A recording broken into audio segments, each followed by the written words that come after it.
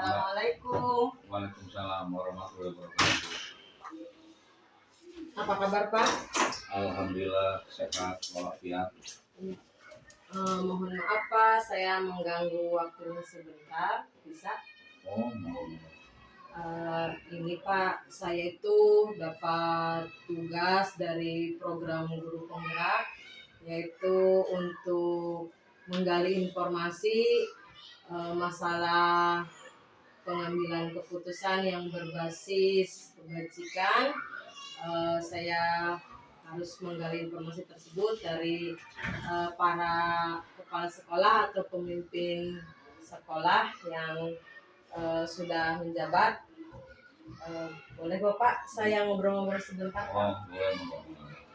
Ya. Terima kasih Pak sebelumnya. Untuk yang pertama mungkin yaitu kira-kira seingat Bapak sudah berapa lama Bapak menjabat sebagai kepala sekolah Pak? Kalau dihitung menjabat kepala sekolah kurang lebihnya 5 tahun. 5 tahun. Sejak tahun berapa itu Pak? Berarti 2014. 2014. Sekarang 2024. 2024. Lebih 8 Berarti tahun. 10 tahun loh Pak. Hampir 10 tahun. Oh, ya. Sudah lama juga ya Pak. Alhamdulillah sehat. Ya. Kemudian ketika Bapak menjabat menjadi kepala sekolah, apakah seperti sekarang ini Bapak menjabat di 2 sekolah sejak diangkat Pak? Ini untuk menjabat kepala sekolah karena banyak kekurangan di Korwil Banjar Harjo khususnya, akhirnya saya mendapatkan tugas untuk mengampu di Desa 1. Kurang lebihnya 2 tahunan di Desa 1. Berarti sudah lama juga ya Pak, sudah banyak pengalamannya, istilahnya sudah banyak makan asam garamnya dalam hal kepemimpinannya Pak. Alhamdulillah. Ya, berarti saya bisa menggali informasi lebih dalam lagi tentang kepemimpinan atau tentang pengambilan keputusan yang berbasis kebajikan dari Bapak. Ya, sebelumnya untuk pertanyaan yang pertama mungkin ini berkaitan dengan permasalahan atau kasus-kasus yang di mana ada istilahnya dilema etika atau bujukan moral. Nah, ini bagaimana sih Pak caranya Bapak itu mengidentifikasi atau menggolongkan kasus-kasus tersebut ke dalam dilema etika atau bujukan moral? Maksudnya kasus ini termasuknya dilema etika, kasus ini termasuknya bujukan moral. Kira-kira bisa diceritakan Pak bagaimana? Untuk pengalaman selama kurang lebihnya 8 tahunan lah, itu memang permasalahan. Tapi permasalahan itu tidak termasuk semuanya punya masalah. Iya, karena seseorang guru itu ada yang punya masalah tentang pribadinya, ada masalah tentang hukum. Kalau ada alhamdulillah, tentang permasalahan yang harus dengan hukum itu tidak ada. Untuk kalau terjadi permasalahan ya memang ada, kita tetap harus mengidentifikasi masalah. Untuk mengidentifikasi masalah itu tetap kita harus memahami dulu, memahami permasalahan, apa permasalahan ini, permasalahan apa tentang dirinya, apa permasalahan dengan orang lain, apa permasalahan dengan hukum, sehingga kita memahami dulu. Setelah memahami, baru kita mencari informasi permasalahan tentang dirinya, bukan semata-mata kita langsung memutuskan suatu keputusan. Informasi itu dicari kebenarannya, bahkan ada pihak ketiga, dalam arti dari orang lain itu benar tidak permasalahan yang dialaminya. Kesaksiannya ya Pak ya? Iya, kesaksiannya gitu ya. Iya, mungkin di sekolah itu ya Pak, kalau misalnya kita melihat bukan hanya dilihat dari gurunya ya Pak ya, terutama dari mungkin yang paling banyak dari peserta didik ya Pak, atau dari gurunya. Iya. Ya makanya kan saya sudah berbicara yang namanya masalah itu bukan hanya di gurunya saja, Ya, mungkin juga di anak. Ya kadang-kadang kalau kita seketika melihat permasalahan yang ada di sekolah biasanya anak, tetapi ya, ya kalau anak sih langsung nggak kasih. Kalau guru kan sudah lain permasalahannya gitu. Makanya dengan adanya permasalahan yang menimpa pada seseorang atau guru, tetap kita mencari informasi kebenarannya. Gitu ya. ya, baik Bapak. Itu untuk apa namanya yang kemudian bagaimana sih Bapak menjalankan keputusan itu di mana dalam situasi atau kasus-kasus tersebut ada dua kepentingan di mana kepentingan tersebut satu sisi benar, sisi lain juga benar. Bagaimana Bapak menjalankan keputusannya tersebut? Ya. Untuk mengambil keputusan juga menyambung ke dalam mengidentifikasi masalah. Tetap keputusan itu tidak sifatnya otoriter, kemudian kepala sekolah memutuskan kamu harus begini, kamu begini tidak.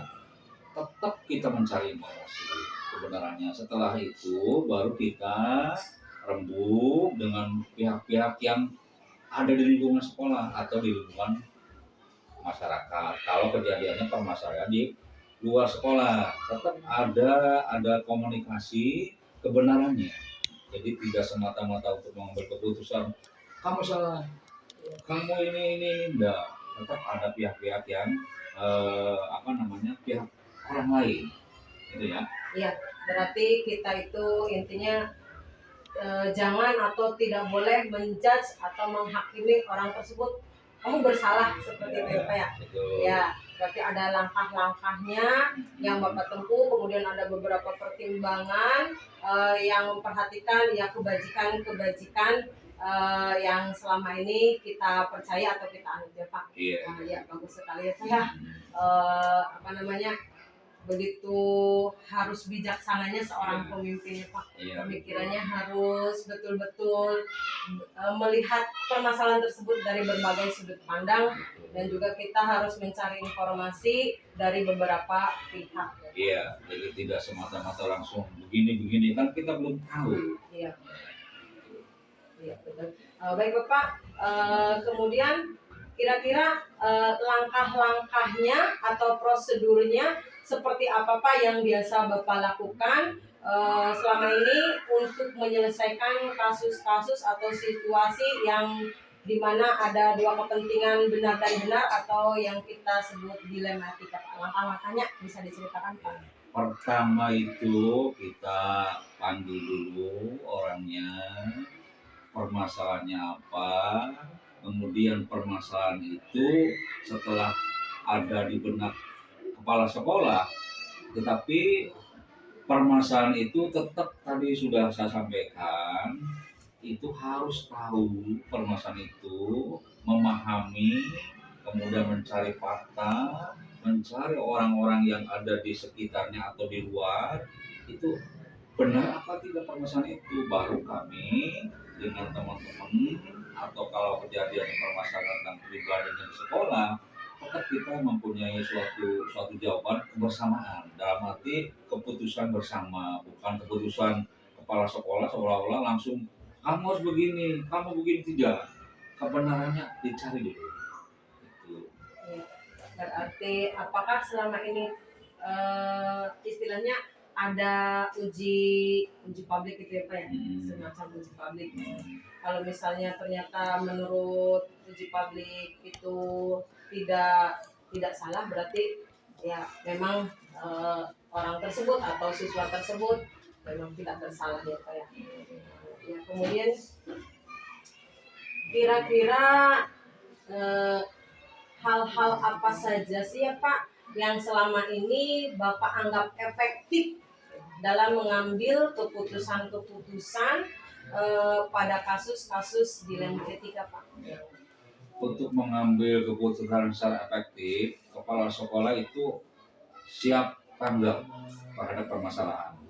Jadi jangan bertele-tele bahwa permasalahan itu bagi dirinya itu berbahaya atau tidak. Kalau misalnya ada suatu permasalahan yang dialami oleh guru kemudian kita hanya oh itu permasalahan biasa, tidak, tapi secara tegas, tepat sasaran, kemudian dipanggil yang punya masalah, kita langsung diberikan arahan-arahan. Arahan-arahan itu tetap kita ada suatu pembuktian, mencari fakta-fakta yang akurat. Jadi jangan seolah-olah kita karena ini harus selesaikan 10 menit selesai, tidak. Nah ya, jadi permasalahan itu memang tidak seketika diambil keputusan itu langsung selesai, tidak. Tetap ada jeda waktu. Ya.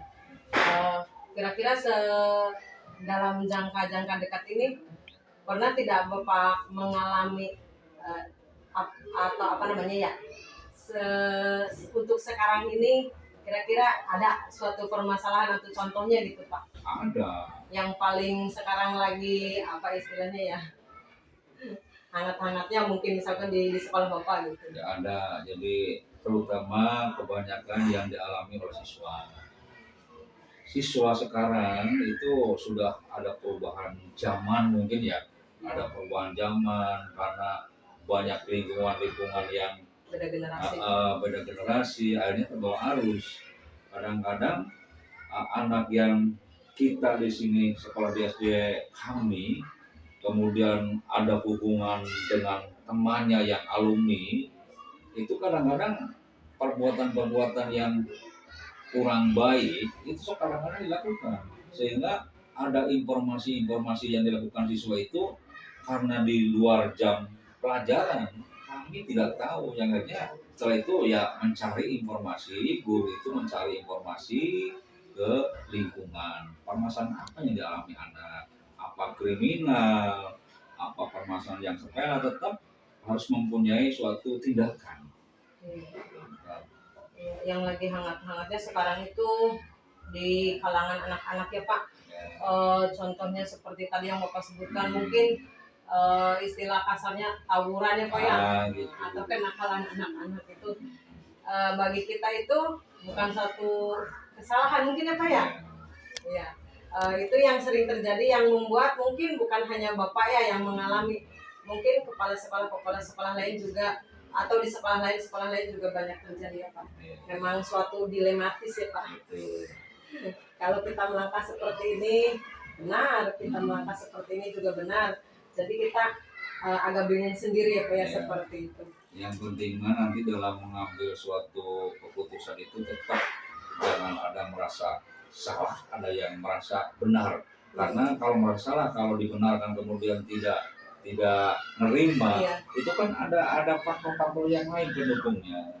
Merasa benar, dia kan ada fakta-faktanya, tetapi dengan hal semacam itu tidak ada ya istilahnya saya benar, saya salah, tidak. Tetap kita ada suatu tadi nyatakan bukti-bukti, fakta-fakta, atau mencari kebenarannya baik di sekolah maupun di masyarakat gitu ya. Sebuah tantangan itu ya.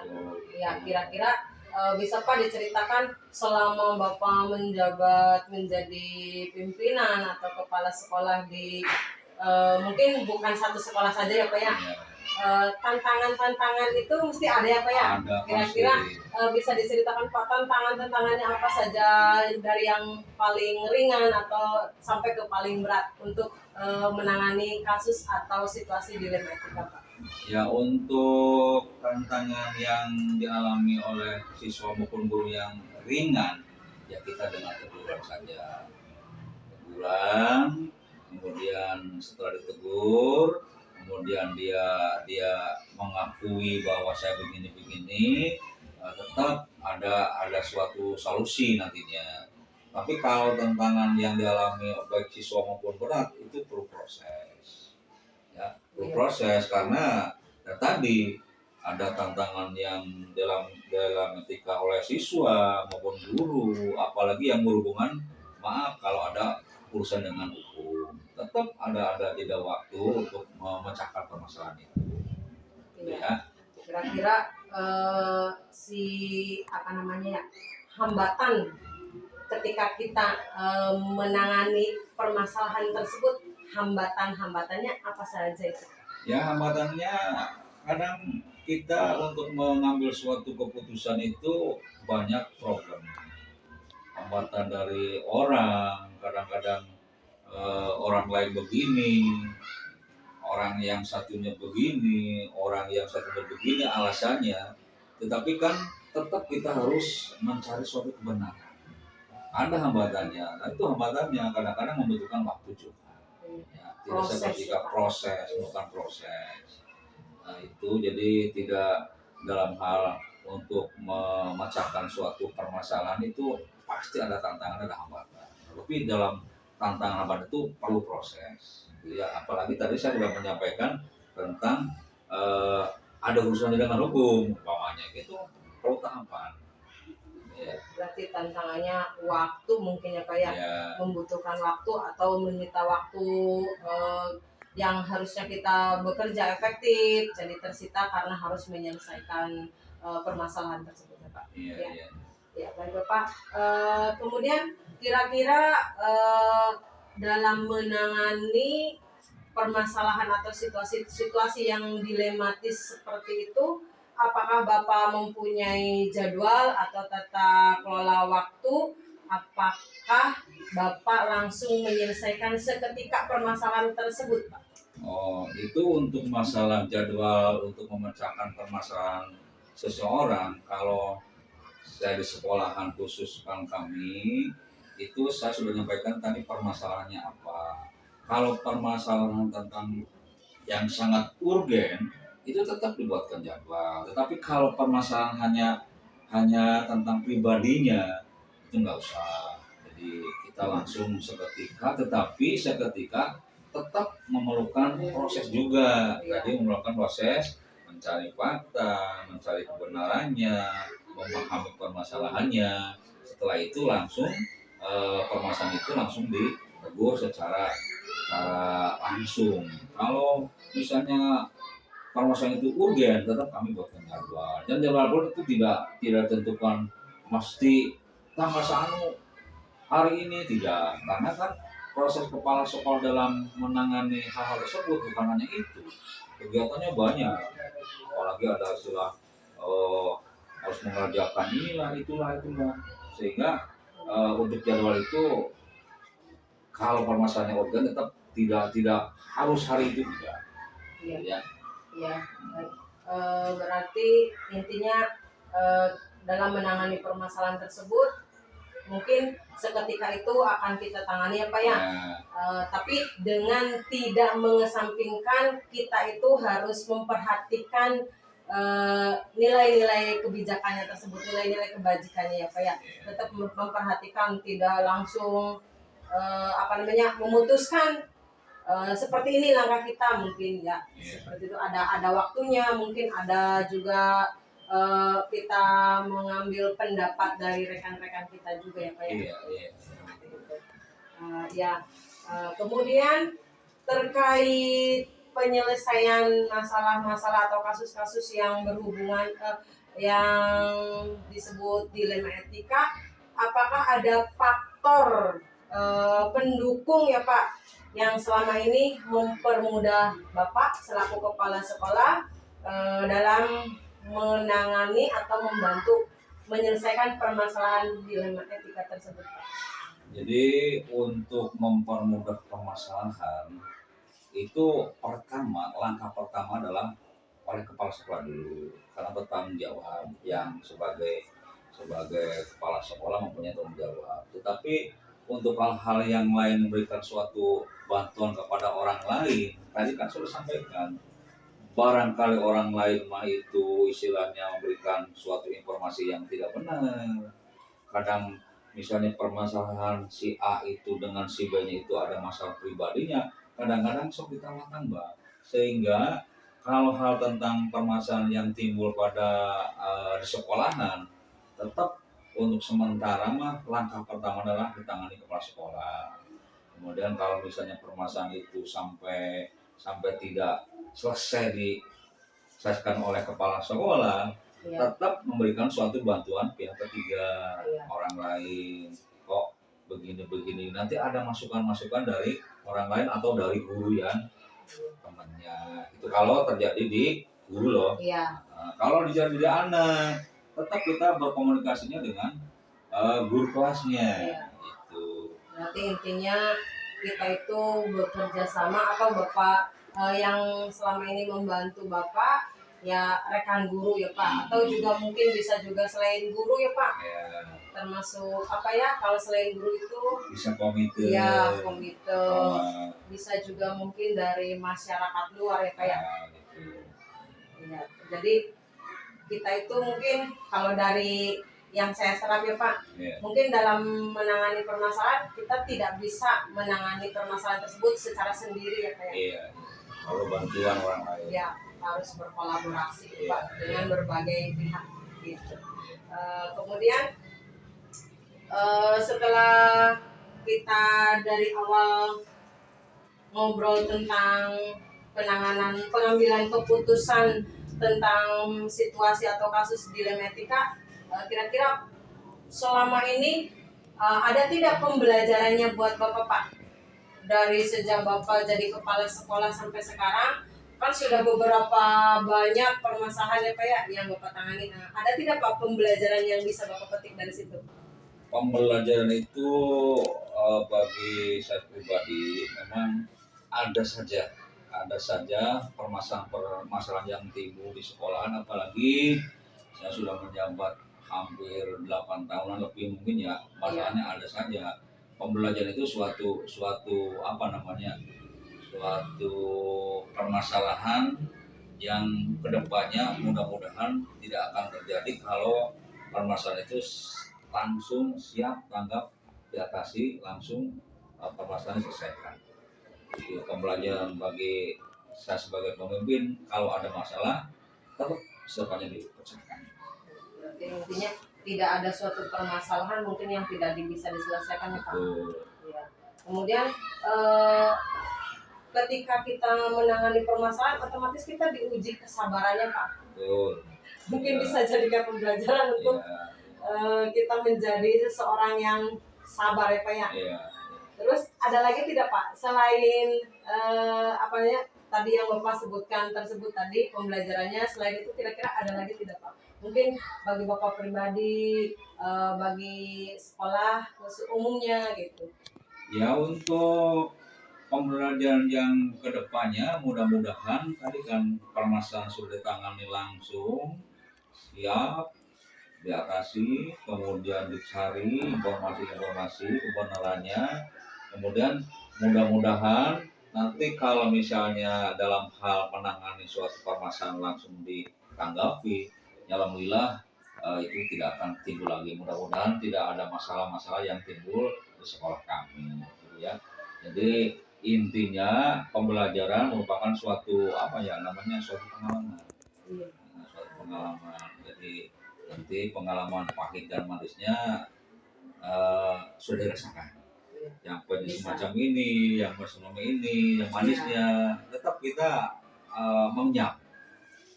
Ya, berarti kesimpulannya dari pengalaman-pengalaman yang tadi Bapak sebutkan, ada pengalaman manis, ada pengalaman pahit, mungkin ada pengalaman yang menyedihkan, menyenangkan, bisa kita jadikan pembelajaran untuk kita memperbaiki diri ke depannya seperti itu ya Pak. Betul. Ya, baik. Saya rasa saya harus banyak belajar dari Bapak ya Pak. Mungkin setelah tadi kita berbincang-bincang mengenai kepemimpinan, terutama seorang pemimpin ketika mengambil keputusan itu harus bagaimana, mungkin kedepannya jika seandainya saya ditakdirkan atau misalnya ada rezeki jadi pemimpin, mungkin pengalaman sekarang yang didapat dari Bapak bisa berarti buat saya ya Pak ya. Ya makanya besok ini jenengan jadi pemimpin, mudah-mudahan di angkatan yang 11 ya, kemudian mendapat suatu amanah jadi kepala sekolah, tetap ada saja permasalahan ya. Jadi dengan dihadapi dengan sabar, jangan mengambil keputusan sendiri, kita mencari informasi-informasi dari teman, dari masyarakat, dari komite, tetap jangan punya saya itu karena penguasa umpamanya, jangan ya. Tolong punya kesabaran ya, kesabaran, kemudian punya permasalahan kita cari dulu informasinya, faktanya, memahami permasalahannya, insya Allah kedepannya bisa bekerja dengan baik. Tapi masalah pasti ada. Iya. Ya, masalah pasti ada. Amin Pak. Semoga apa yang saya dapatkan sekarang bermanfaat untuk saya pribadi, kedepannya bisa untuk yang namanya sumber belajar tidak harus berupa buku bacaan ya Pak. Iya. Bisa langsung mendapatkan dari narasumbernya, itu mungkin lebih baik dengan cara kita ngobrol atau sharing ya. Mudah-mudahan apa yang sekarang saya dapatkan bisa bermanfaat ya Pak. Kemudian lagi yang terakhir, saya ucapkan terima kasih atas waktunya, atas berbagi ilmunya, mudah-mudahan bermanfaat ya Pak. Kurang lebihnya mohon maaf. Assalamualaikum warahmatullahi wabarakatuh. Waalaikumsalam warahmatullahi wabarakatuh.